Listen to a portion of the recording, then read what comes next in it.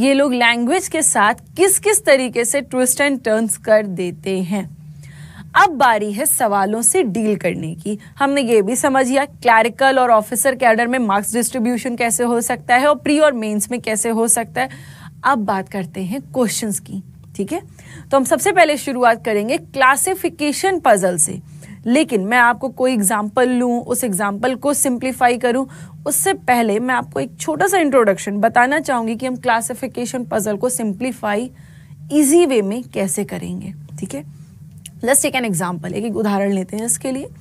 मान लीजिए हमें बता दिया गया है कि टोटल 4 मेंबर्स हैं, A B C D। ये मैं एक सिंपल सा एग्जाम्पल ले रही हूँ। 4 मेंबर हैं, कितने? A B C D, A B C D, ये 4 मेंबर हैं। अब इनके रेस्पेक्ट में मुझे अलग अलग इंफॉर्मेशन दी गई है। अलग अलग इंफॉर्मेशन क्या है कि ये चारों अलग अलग सिटी में और अलग अलग व्हीकल से जा रहे हैं, ठीक है। अब मैंने अपने दिमाग में एक रिप्रेजेंटेशन बना लिया कि मुझे क्या करना है, एकदम बीच की वर्टिकल लाइन में पर्सन्स के नाम लिख देने हैं, ठीक है। एक राइट हैंड साइड पे मुझको सिटी लिख देना है और लेफ्ट हैंड साइड पे मुझे व्हीकल लिख देना है। ये आपको हेडिंग डालने की जरूरत नहीं है, आप इसकी हेडिंग मत डालिएगा, ये आपको अपने दिमाग में रखना पड़ेगा कि एक कॉन्सेप्ट को आप राइट हैंड साइड पे प्लेस कर रहे हैं, अगले को आप कहाँ प्लेस कर रहे हैं? लेफ्ट हैंड साइड पे, ठीक है। अब मान लीजिए मुझसे कहा गया कि ए हैदराबाद जाएगा, चलिए मैंने एकदम नेबर में लिख दिया ए हैदराबाद जाएगा। अब एक चीज और ध्यान रखनी पड़ेगी आपको, अगर हैदराबाद बोल रहा है तो पूरा हैदराबाद मत लिखिएगा, सिंप्लीफाइड वे में लिखिएगा जैसा कि आप सिटिंग में करते थे, ठीक है। अगली हिंट मान लीजिए उन्होंने दे दिया कि बी दिल्ली नहीं जाएगा, ठीक है। हमने यहाँ पे दिल्ली को लिख के एलिमिनेट कैंसल्ड आउट कर दिया। अब इतना भी मत कट कर दीजिएगा कि उस इंफॉर्मेशन का मर्डर हो जाए, क्योंकि वो यूजलेस इंफॉर्मेशन नहीं है, वो हमारे काम की जानकारी है, ठीक है। अब अगली इंफॉर्मेशन आई कि सी ऑल्टो से जाएगा, चलिए हमने प्लेस कर दिया बगल में। अब आपने क्या एक चीज नोटिस किया, पॉजिटिव और नेगेटिव इंफॉर्मेशन को प्लेसिंग कैसे कैसे करी गई है। ये जो पॉजिटिव इंफॉर्मेशन थी, मतलब जिसके बारे में हम श्योर थे कि इसको इस सिटी जाना ही है या इसको इस व्हीकल से जाना ही है, उसको हमने बड़े क्लोज बाय में लिखा है। और जो नेगेटिव इंफॉर्मेशन थी उसको हमने थोड़ा सा साइड में कर दिया है। और साइड में करने से अगर आप कंफ्यूज हो रहे हैं तो उस पर एक कट का मार्क लगा दीजिए। देखिए ये रिप्रेजेंटेशन है, मैं आपको एक कन्वीनियंट मोड बता रही हूँ, ठीक है। आप वहां पे क्रॉस का मार्क लगा दीजिए, इससे आपके दिमाग में ये रहेगा कि बी के लिए दिल्ली एलिमिनेटेड है। यहाँ पे हम दिल्ली की पोजीशन बिल्कुल भी इमेजिन नहीं कर सकते हैं। इस रिप्रेजेंटेशन का मतलब बस इतना ही है, ठीक है। अब मान लीजिए क्योंकि पजल्स है तो आपको वो जो स्टोरी राम कहानी लिखी रही है वो काफी लेंदी होगी, अभी तो मैंने बड़ी कंसाइज फॉर्म में ली है, ठीक है। अब अगर आपको उसमें बीच में दे दिया गया हो कि जो पर्सन वैगनार से जाएगा वो दिल्ली जाएगा, जो पर्सन वैगनार से जाएगा वो दिल्ली जाएगा। अब इसका मतलब क्या हुआ, ये वैगनार और दिल्ली एक कॉम्बो पैक की इंफॉर्मेशन है। कॉम्बो पैक इंफॉर्मेशन होने का मतलब क्या हुआ, इन दोनों चीजों को, इन दोनों इंफॉर्मेशन को एक ही पर्सन के रेस्पेक्ट में रखना है। बात समझ में आई? इस वैगनार और दिल्ली का मतलब क्या हुआ, इन दोनों इंफॉर्मेशन को आपको एक ही शख्स मतलब एक ही पर्सन के रेस्पेक्ट में प्लेस करना होगा, एक ही पर्सन के रेस्पेक्ट में रखना होगा। और एक ही पर्सन के रेस्पेक्ट में रखने के लिए क्या चाहिए, कोई एक मेंबर यहाँ पे ऐसा होना चाहिए जिसके दाएं और बाएं दोनों तरफ खाली जगह हो, एम्प्टी प्लेसेस हो। तो यहाँ पे ये जो बी है और डी है, इसके राइट और लेफ्ट दोनों साइड में खाली जगह हैं। लेकिन क्या हम ये दिल्ली की प्लेसिंग बी के रेस्पेक्ट में कर सकते हैं? बिल्कुल नहीं कर सकते। इसका मतलब ये जो कॉम्बिनेशन है ये कहाँ चला गया, डी के फेवर में चला गया। तो ये हो गया वैगनार और ये हो गया दिल्ली। क्लियर है? यही बस आपको अपना रिप्रेजेंटेशन बहुत डैम स्मार्ट बनाना पड़ेगा ताकि हमें हिंट को बार बार पढ़ने की जरूरत ना पड़े और उसी इंफॉर्मेशन को सिंक करके हम इस पजल को सिंप्लीफाई कर दें। जो चीजें हम अपने बेसिक डायग्राम में स्ट्रेट अवे प्लेस कर सकते हैं वो हम अपने बेसिक डायग्राम में स्ट्रेट अवे प्लेस कर देंगे। लेकिन जो इंफॉर्मेशन हमको इनडायरेक्ट वे में दी जाएगी, इनडायरेक्ट, जैसे ये सारी डायरेक्ट इंफॉर्मेशन थी, ए हैदराबाद जाएगा, बी दिल्ली नहीं जाएगा, कोई बात नहीं, निगेटिव ही सही, लेकिन इंफॉर्मेशन तो डायरेक्टली बी से रिलेटेड थी कि नहीं थी। बट यहाँ पे क्या हुआ, जो पर्सन वैगनार से जाएगा वो दिल्ली जाएगा। ये indirect, this information is termed as indirect information, क्योंकि यहां हमें पता ही नहीं है ये किस पर्सन के रिस्पेक्ट में बात कर रहे हैं। तो जब हमको इनडायरेक्ट इंफॉर्मेशन मिल रही है, मतलब हम उसको कॉन्फिडेंटली अपने बेसिक डायग्राम में प्लेस नहीं कर सकते, उस इंफॉर्मेशन को हम साइड में एक इंस्ट्रक्शन के रूप में लिख के रख लेंगे और लेटर ऑन उसको अपने बेसिक डायग्राम में सिंक कर लेंगे। अब यहाँ पे अगर आपको दिमाग लगाना है तो इसी सिंक्रोनाइजेशन में दिमाग लगाना होगा, ठीक है। अच्छा, अगर मान लीजिए यहाँ पे इन्होंने दे दिया होता कि जो पर्सन वैगनार से जाएगा वो दिल्ली नहीं जाएगा, तो मैं क्या करती? सिंपल सा काम है, यहाँ ये जो मैंने अभी एक कॉम्बिनेशन का मार्क लगाया है, यहाँ मैं ये मार्क लगा देती। इस मार्क का लगाने का मतलब वैगनार और दिल्ली इन दोनों का कॉम्बिनेशन वैलिड नहीं है, मतलब ये इनवैलिड कॉम्बिनेशन है। किसी एक पर्सन के रेस्पेक्ट में ये दोनों जानकारी आप प्लेस बिल्कुल नहीं कर सकते। क्लियर है कि नहीं? आपको बस स्मार्टली सिर्फ रिप्रेजेंटेशन से डील करना है, फिर आप देखिएगा पजल कितने स्मूथली सिंप्लीफाई होती है, ठीक है। तो शायद अब हम बढ़ सकते हैं अपने पहले एग्जाम्पल की तरफ, और हम अपना पहला एग्जाम्पल भी क्लासिफिकेशन का ही लेंगे, ठीक है, क्योंकि क्लासिफिकेशन सबसे कन्वीनियंट मोड होता है पजल्स का। उसके बाद हम लेवल रेज करेंगे। चलिए बढ़ते हैं पहले एग्जाम्पल की तरफ। चलिए फिर देखते हैं हमारा सबसे पहला एग्जाम्पल। जैसा कि मैंने अभी आपको बताया, हम सबसे पहला एग्जाम्पल क्लासिफिकेशन मतलब वर्गीकरण का ही लेंगे। देखते हैं क्वेश्चन क्या कह रहा है। A group of 7 friends A B C D E F and G, 7 दोस्त हैं, सातों दोस्त का नाम A से लेके G तक है। दे वर्क एज, ये अलग अलग डेजिग्नेशन पे हैं, economist, agricultural officer, IT officer, terminal operator, clerk, forex officer and research analyst. इनकी अलग अलग डेजिग्नेशन है। ओके फाइन, मतलब 2 वेरिएबल्स आए, ठीक है। आगे फॉर बैंक्स LMNPQRNS, ये लोग अलग अलग बैंक के लिए भी काम कर रहे हैं और अलग अलग बैंक के आपके नाम है LMNPQRNS, but not necessarily in the same order, मतलब इसी क्रम में नहीं रहेंगे। हमारे पास वेरिएबल कितने हुए? 3। तो मैंने सबसे पहला काम क्या किया, मैंने एक वर्टिकल लाइन बना ली, A B C D E F और G, इन सातों लोगों की एक वर्टिकल लाइन बना ली। अब मुझको अपने दिमाग में मैंने एक चीज रखी है कि मुझको राइट हैंड साइड पे इनका बैंक की प्लेसिंग करनी है और लेफ्ट हैंड साइड पे मुझे प्रोफेशन की प्लेसिंग करनी है। मैंने अपने दिमाग में एक रिप्रेजेंटेशन बना लिया, मैं वहां पे हेडिंग लिखने नहीं जा रही हूँ, ठीक है। अब हिंट की तरफ बढ़ते हैं। जो मैं स्ट्रेट अवे बना सकूंगी मैं यही प्लेस कर दूंगी, जो मैं स्ट्रेट अवे नहीं बना पाऊंगी उसको मैं एक सिंबॉलिक वे में साइड में लिख दूंगी। चलिए देखते हैं। अब आते हैं अपनी कोर हिंट मतलब बेसिक हिंट की तरफ। तो हमारी सबसे पहली हिंट क्या कह रही है? C works for bank N, C bank N के लिए वर्क कर रहा है। पॉजिटिव इंफॉर्मेशन थी, हमने लिख ली। And is neither a research analyst nor a clerk, ये जो सी है ये ना ही रिसर्च एनालिस्ट है और ना ही क्लर्क है। ये दोनों इंफॉर्मेशन को मैंने साइड में लिख दिया है। अगर आप चाहें तो इस पे एक कट का भी मार्क लगा सकते हैं, मतलब ये दोनों निगेटिव इंफॉर्मेशन है, ठीक है। रिसर्च एनालिस्ट और क्लर्क को हम सी के रेस्पेक्ट में प्लेस नहीं कर सकते। अगली हिंट की तरफ बढ़ते हैं। अगली हिंट कह रही है E is an IT officer, definite की इंफॉर्मेशन मिल रही है तो हमने प्लेस कर दी E is an IT officer, short form में ITO। E is an IT officer and works for bank R, ये किस बैंक के लिए काम कर रहा है? R के लिए काम कर रहा है, डेफिनेट थी तो हमने लिख दिया। आगे A works as forex officer, A workout कर रहा है एज अ फॉरेक्स ऑफिसर के रूप में। And does not work for bank L और Q, ये जो A है ये L और Q के लिए वर्क नहीं कर रहा है, नेगेटिव इंफॉर्मेशन, तो कैंसल्ड आउट कर दिया कि ये जो A है ये L और Q के लिए काम नहीं करेगा, ठीक है। आगे बढ़ते हैं। The one who is an agricultural officer works for bank M, अब फिर आई हमारे पास इनडायरेक्ट इंफॉर्मेशन। हम इसकी स्ट्रेट अवे प्लेसिंग नहीं कर सकते हैं क्योंकि इन्होंने क्या कहा? The one who is an agricultural officer, वो एक शख्स जो एग्रीकल्चरल ऑफिसर है वो बैंक M के लिए काम करता है। कौन है? नहीं पता, साइड में लिख लेते हैं। मतलब एग्रीकल्चरल ऑफिसर और M इन दोनों का कॉम्बिनेशन है, एग्रीकल्चरल ऑफिसर और M का ये कॉम्बो पैक है, ये कॉम्बिनेशन में वर्कआउट कर रहे हैं, ठीक है। आगे बढ़ते हैं।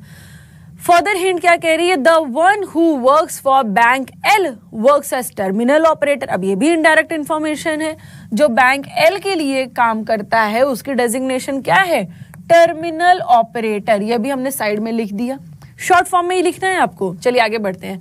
F works for bank Q, F bank Q के लिए काम करता है, डायरेक्ट इंफॉर्मेशन थी तो हमने प्लेस कर दिया। G works for bank P, G bank P के लिए काम करता है, चलिए हमने लिख दिया। आगे हमसे क्या कह रहा है, G works for bank P as a research analyst, G workout कर रहा है एज अ रिसर्च एनालिस्ट के। और फिर आपको लास्ट इंफॉर्मेशन क्या दी है, D is not an agricultural officer, ये जो डी है ये एग्रीकल्चरल ऑफिसर नहीं है। ठीक है, अब हमको इन सारी इंफॉर्मेशन को सिंक करना है। हमको दी हुई इंफॉर्मेशन खत्म हो गई, जो भी हमको प्रोवाइडेड थी हमने यहाँ पे इतने से बोर्ड में हमने सब लिख ली। अब चलिए प्लेसिंग करते हैं। अब एक बात ये बताइए, ये एग्रीकल्चरल और एम और ये टर्मिनल और एल, इनको प्लेस करने के लिए अभी थोड़ी देर पहले हमने जब एग्जांपल लिया था तो हमने क्या कहा था, ये कॉम्बो पैक है। कॉम्बो पैक का मतलब क्या हुआ, इनको प्लेस करने के लिए हमको दाएं और बाएं दोनों तरफ, मतलब लेफ्ट और राइट दोनों तरफ खाली जगह चाहिए। तो दोनों तरफ खाली जगह में कहाँ कहाँ मिल रही है, एक बी में मिल रही है, एक डी में मिल रही है। अब आप ये बताइए, क्या ये एग्रीकल्चरल वाली पेयरिंग आप डी के रेस्पेक्ट में रख सकते हैं? बिल्कुल नहीं रख सकते। तो यहाँ पे प्लेस करने के लिए आपके लिए बचा क्या, फिर हमारे पास बचा यहाँ पे टर्मिनल ऑपरेटर और ये एल। फिर कॉम्बो पैक को प्लेस करने के लिए यही एक जगह बच रही है, तो ये हो गए एग्रीकल्चरल ऑफिसर और यहाँ पे आ गया एम। इस पूरे बैंक के स्लॉट में एक ही पर्सन मिसिंग है, L M N P Q R. कौन एक मिसिंग है, सिर्फ एक पर्सन एस मिसिंग है, तो बैंक के स्लॉट में हमने उसे यहाँ पे प्लेस कर दिया। अब इस प्रोफेशन के स्लॉट में दो लोग मिसिंग है, दो प्रोफेशन मिसिंग है। एक है आपका क्लर्क का प्रोफेशन और दूसरा आपका क्या है, इकोनॉमिस्ट। दो चीज मिसिंग है। क्लर्क की प्लेसिंग हम यहाँ पे नहीं कर सकते, तो यहाँ पे प्लेसिंग किसकी करेंगे, इकोनॉमिस्ट की। तो एक ही जगह बच रही है और एक ही प्रोफेशन मिसिंग है, तो उसको हमने यहाँ पे प्लेस कर दिया। और ये बन गया हमारा पूरा का पूरा क्वेश्चन, सिंप्लीफाई हो गया। जब हमने क्वेश्चन को सिंप्लीफाई कर लिया तो कितना भी काउंटर क्वेश्चन आए हम उससे इजीली डील कर ले जाएंगे। क्लियर है कि नहीं? अब चलिए काउंटर क्वेश्चन से डील करते हैं। मान लीजिए सबसे पहला काउंटर क्वेश्चन हमारे पास आया कि बताओ डी का प्रोफेशन क्या है, तो डी का प्रोफेशन क्या है, टर्मिनल ऑपरेटर। अगर आपसे पूछ लिया जाए कि बताइए ए किस बैंक के लिए काम करता है, ए किस बैंक के लिए काम करता है, एस के लिए काम करता है। इसमें एक क्वेश्चन ऐसा भी हो सकता है जो सिटिंग में होता था, pick the odd one out. आपको कुछ ऑप्शन, 5 ऑप्शन दे दिए जाएंगे और आपको कहा जाएगा इनमें से एक ऑड मेंबर बाहर निकालिए। अब ऑड मेंबर बाहर निकालने के लिए क्या होगा, आपको जितने भी दिए जाएंगे प्रोफेशन और बैंक सब सेम पर्सन के लिए डिजाइन होंगे। जैसे फॉरेक्स और एस, एग्रीकल्चरल और एम, इकोनॉमिस्ट और एम, एन, टर्मिनल और एल। लेकिन अगर मैं बोल दूं आईटी ऑफिसर और पी, मतलब ये डिफरेंट प्लेसिंग हो रही है, क्योंकि ये दोनों जितने भी अभी तक मैंने नाम लिए ये एक ही पर्सन के रेस्पेक्ट की इंफॉर्मेशन थी, लेकिन आईटी ऑफिसर और पी एक ही पर्सन के रेस्पेक्ट की इंफॉर्मेशन नहीं है, अलग अलग पर्सन के रेस्पेक्ट की है। Okay, is that clear? मतलब अगर हमने डायग्राम या रिप्रेजेंटेशन बना लिया है तो आप जब सिंप्लीफाई कर लिया है तो 5 क्या आप 15 काउंटर क्वेश्चन भी पूछिए, हम सबका आंसर इजीली कर ले जाएंगे। आई होप आपको ये क्वेश्चन समझ में आ गया होगा और मैंने एक्सपेक्ट किया था कि आप भी मेरे साथ ही साथ सिंप्लीफाई कर रहे होंगे और आपने मुझसे जल्दी ही सिंप्लीफाई किया होगा, क्योंकि मैं तो आपको एक्सप्लेन करते हुए कर रही थी लेकिन आप इंडिविजुअली कर रहे थे, तो आपका भी सेम ही आंसर आया होगा। ओके फ्रेंड्स, तो बढ़ते हैं हमारे अगले सवाल की तरफ। देखते हैं इस सवाल में नया या सरप्राइज क्या है। यहाँ पे कहा गया टोटल 7 बॉयज हैं। 7 बॉयज हैं कौन कौन, A D Y U P Q and J. Total 7 person है, ठीक है। अच्छा, further they are saying they live in 3 different buildings. ये सातों 3 अलग अलग बिल्डिंग में रहते हैं। अलग अलग बिल्डिंग कौन कौन सी है, आशियाना, टॉप व्यू एंड रिज। 3 अलग अलग बिल्डिंग के नाम हैं। चलिए आगे बढ़ते हैं। Each of them is flying kites of different colors. ये सातों लोग अलग अलग रंग की काइट मतलब पतंग उड़ा रहे हैं। कलर कौन कौन से हैं, red, green, blue, white, black, yellow and pink. ये हमको 7 कलर दिए गए हैं। अब आपने क्या डिफरेंसेस ऑब्जर्व किए? कई लोगों ने ऑब्जर्व भी करे होंगे, कई लोग मिस भी कर गए होंगे। चलिए मैं आपको बताती हूँ इन दोनों में डिफरेंस क्या है। हमने जो पिछला क्वेश्चन सिंप्लीफाई किया था उसमें हमको जो वेरिएबल्स 3 वेरिएबल थे, तीनों में एक चीज सबसे अच्छी क्या थी कि प्रोफेशन भी 7 थे, पर्सन भी 7 थे और बैंक भी 7 थे। सारे वेरिएबल्स बड़े इक्विवेलेंट थे, 3 वेरिएबल्स थे और बहुत इक्वली डिवाइडेड थे, मतलब सब में 7 थे। पर फिलहाल इस क्वेश्चन में क्या है, इस क्वेश्चन में थोड़ा सा ट्विस्ट है, और वो ट्विस्ट क्या है, इसमें हमारे पास मेंबर 7 है, कलर 7 है। अब इसमें हमको बिल्डिंग का नाम जो दिया गया है वो सिर्फ 3 ही है। मतलब यहाँ, अच्छा उस क्वेश्चन में हमने क्या किया था, जब सारे वेरिएबल बराबर थे तो बीच में एक वर्टिकल लाइन बना दिया था, इधर इधर में प्लेसिंग कर दिया था। बट इसमें हम क्या करेंगे, इसमें हम ऐसा कुछ नहीं करेंगे।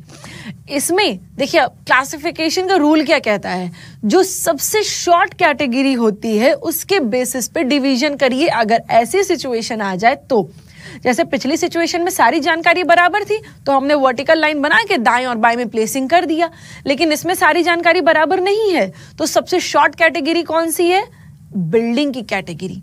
ये जो बिल्डिंग की कैटेगरी दी गई है ये सबसे शॉर्ट कैटेगरी है, और फिर इस सबसे शॉर्ट कैटेगरी के ही बेसिस पे हम यहाँ पे डिवीजन करेंगे। चलिए फिर शुरू करते हैं। यहाँ पे हम लिख देते हैं आशियाना, यहाँ पे हम लिख देते हैं टॉप व्यू, और ये हो गया हमारा रिच। ये 3 डिवीजन हमने बना लिया। अब हमको जो भी प्लेसिंग करनी है इन्हीं तीनों के रेस्पेक्ट में हम प्लेस करेंगे, ठीक है। चलिए सबसे पहले हिंट हमसे क्या कह रही, अब हम आते हैं एकदम कोर हिंट पे। अच्छा एक चीज ये भी बताइए, क्या अब हम यहाँ पे डिवीजन को लेके कोई ओपिनियन बना सकते हैं? हमारे पास बिल्डिंग तो 3 है, पर्सन कितने हैं, 7 हैं, पर हम डिवाइड कैसे करेंगे, रेशियो कैसे बनाएंगे? देखिए उसके लिए हमारे पास कुछ ना कुछ हिंट तो जरूर दी हुई होगी, और अगर हिंट नहीं दी है तो वेरियस पॉसिबिलिटीज बन रही हैं। चलिए देखते हैं इसमें कुछ है भी या नहीं है। आगे बढ़ने पे हमसे कहा गया है नॉट मोर देन 3 और less than 2 in any of the building. मतलब किसी भी बिल्डिंग में 3 से ज्यादा और 2 से कम लोग नहीं रहेंगे। 3 से ज्यादा और 2 से कम, इसका मतलब डिवीजन क्या होगा, 3:2:2। 3 4 5 6 7, भाई 2 से कम भी नहीं करना है, 3 से ज्यादा भी नहीं करना है, तो 3 2 2 ये रेशियो तो बनेगा ना, 3 2 5 और 2 7। लेकिन अब ये बताइए आप किसमें 3 को रख देंगे और किसमें 2 को रख देंगे, ये तो हम डिसाइड नहीं कर पाएंगे। हमें इतना पता चल गया कि ये जो डिवीजन होगा वो 3:2:2 का होगा, लेकिन हमको बनाना किसमें है, किसमें 3 आएंगे, किन 2 में 2 आएंगे, फिलहाल तो नहीं पता। सिंप्लीफाई करते हैं, देखते हैं आगे पता चल जाए, then it will be the best. चलिए देखते हैं। अब आते हैं अपनी कोर हिंट की तरफ, और कोर हिंट हमसे क्या कह रही है, Q is flying a pink kite, Q pink light fly कर रहा है, and lives in the same building as only J, that is Ashiana. Only J कहने का मतलब क्या हुआ कि आशियाना में केवल क्यू और जे ही होंगे, केवल, ठीक है। तो चलिए हमने आशियाना में यहाँ पे क्यू की प्लेसिंग कर दी, यहाँ पे जे की प्लेसिंग कर दी।